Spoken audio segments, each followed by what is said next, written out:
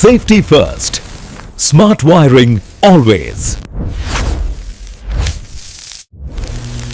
రవి ఒక సాధారణ ఉద్యోగి.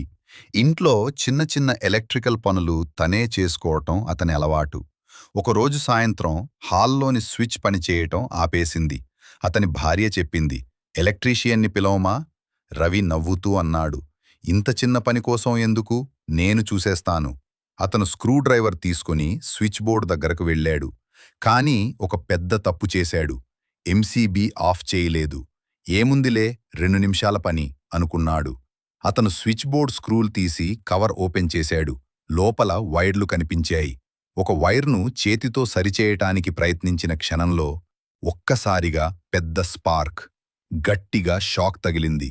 రవి వెనక్కి జారిపోయాడు. చేతిలో మంట గుండె వేగంగా కొట్టుకోవటం మొదలైంది.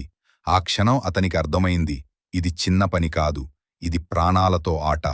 అతని భార్య పరుగెత్తుకుంటూ వచ్చి ఎంసీబీ ఆఫ్ చేసింది.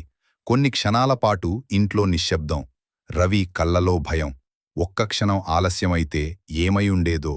మార్పు తర్వాతి రోజు రవి సరైన సేఫ్టీ గ్లోవ్స్ కొనుగోలు చేశాడు. టెస్టర్ ఉపయోగించటం నేర్చుకున్నాడు.